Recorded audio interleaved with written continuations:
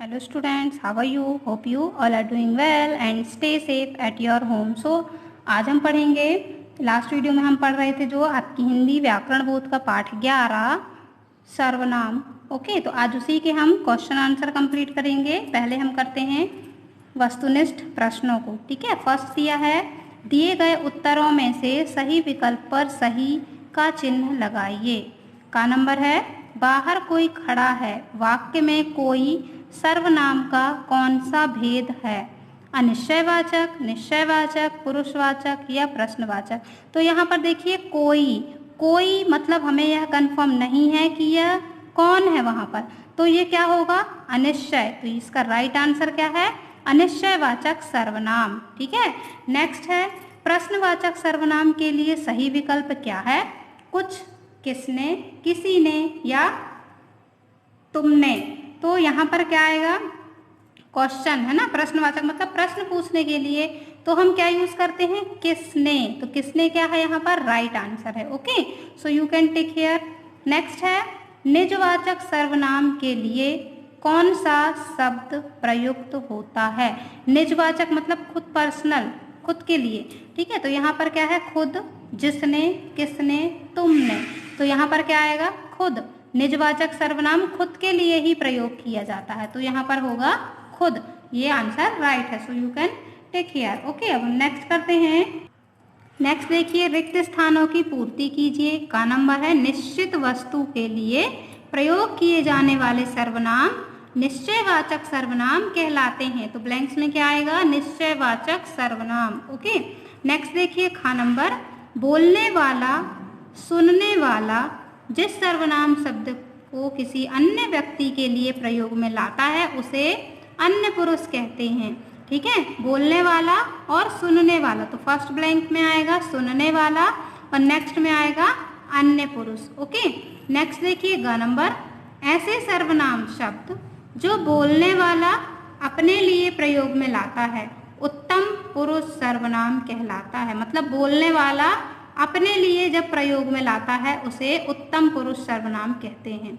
Next है, जिस सर्वनाम शब्द का वाक्य के दूसरे सर्वनाम शब्द से संबंध स्थापित किया जाए उसे संबंधवाचक सर्वनाम कहते हैं। ओके, तो फर्स्ट में आएगा ब्लैंक्स में संबंध और दूसरे में आएगा संबंधवाचक सर्वनाम। ओके, नेक्स्ट देखिए, जो सर्वनाम शब्द सुनने वाले के लिए प्रयोग में लाए जाते हैं उन्हें मध्यम पुरुष कहते हैं।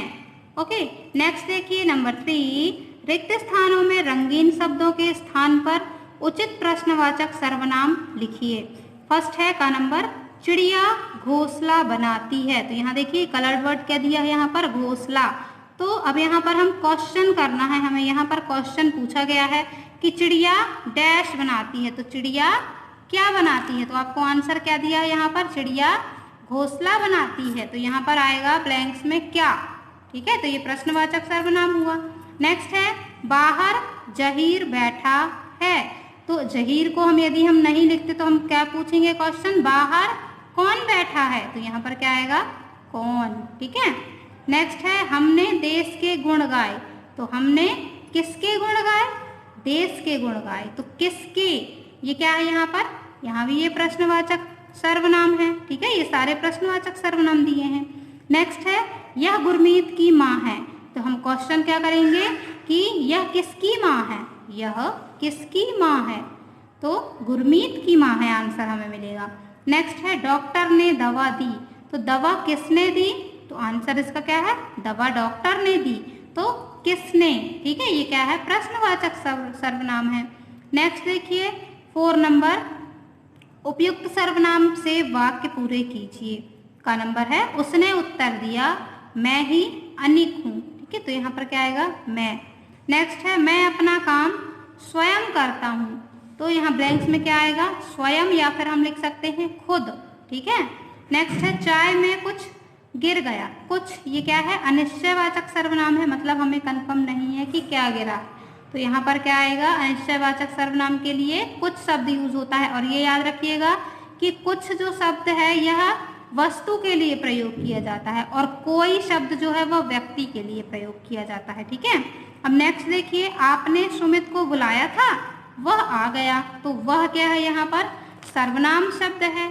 ठीक है, नेक्स्ट देखिए इंगा नंबर का, दरवाजे पर कौन है, दरवाजे पर कौन है, तो यहाँ पर क्या आएगा ब्लैंक्स में, कौन। ठीक है, अब नेक्स्ट देखिए, दिए गए वाक्यों में सर्वनाम संबंधी अशुद्धियां हैं, इन्हें सुधार कर लिखिए। का नंबर दिया है, मेरे को घर जाना है, तो इसका हम सुधार कर, अशुद्धियां इसकी सुधार कर हम क्या लिखेंगे, मुझे घर जाना है। नेक्स्ट है, कोई को बुलाओ, मतलब किसी को बुलाओ। यह वर्ड देखिए, ये जो सेंटेंस है, ये जो सेंटेंस में जो ये वर्डिंग है यह अशुद्ध है, मतलब मिस्टेक है, तो हम इसे क्या लिखेंगे सही में, किसी को बुलाओ। नेक्स्ट है, उसने बहुत काम करना है, तो उसे बहुत काम करना है। ठीक है, नेक्स्ट है, तुम तुम्हारी बात करो, तो तुम्हारी के यहाँ पर प्लेस पर क्या आएगा, तुम अपनी बात करो।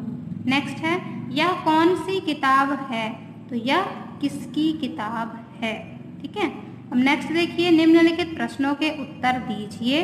तो सर्वनाम किसे कहते हैं, इसके कितने भेद होते हैं, प्रत्येक के 3-3 उदाहरण दीजिए। तो ये आपको आपकी बुक में ही मिलेगा, सर्वनाम की परिभाषा, उसके भेद और उसके 3-3 उदाहरण। ठीक है, तो ये आप बुक से ही फाइंड करेंगे और लिखेंगे। ओके, नेक्स्ट क्वेश्चन है, सर्वनाम शब्दों में किस किस के अनुसार परिवर्तन होता है, तो ये भी आपको बुक में दिया हुआ है, पर फिर भी आपको ढूंढने में इजी होगा, तो मैं आपको बता देती हूँ कि सर्वनाम शब्दों में वचन तथा कारक के अनुसार परिवर्तन होता है। ठीक है, ये इसका उत्तर लिखेंगे। फिर नेक्स्ट है, निश्चयवाचक और अनिश्चयवाचक सर्वनाम में अंतर, तो ये आपको बुक में दिया हुआ है, निश्चयवाचक की परिभाषा, और उसमें जो और कुछ दिया हुआ वो आप लिखेंगे एक साइड, और एक साइड अनिश्चयवाचक सर्वनाम का। फिर है, पुरुषवाचक सर्वनाम के कितने भेद हैं, ये आप लिखेंगे, और उसके 2-2 उदाहरण, तो ये भी आपको बुक में दिया हुआ है, इसे आप लिखेंगे। ओके, बुक से फाइंड करके। So okay students, so now your homework, अभी जो हमने ये कंप्लीट किया है, ये सारा कुछ, ये ब्लैंक्स वगैरह जो, तो इसे आप अपनी बुक में ही कंप्लीट करेंगे, इसे आप कॉपी में नहीं राइट करेंगे। और ये जो हमने क्वेश्चन आंसर किए अभी, क्वेश्चन आंसर जो मैंने आपको बताया, इसे क्वेश्चन आंसर को आप फाइंड करके आप अपनी फेयर नोटबुक में राइट करेंगे। ओके, सिर्फ ओनली क्वेश्चन आंसर बस आपको अपनी फेयर नोटबुक में कंप्लीट करना है, बाकी की एक्सरसाइज आपको ये बुक में ही जो स्पेस दिया हुआ है उसमें आप कंप्लीट करेंगे। Okay students, bye bye, have a good day.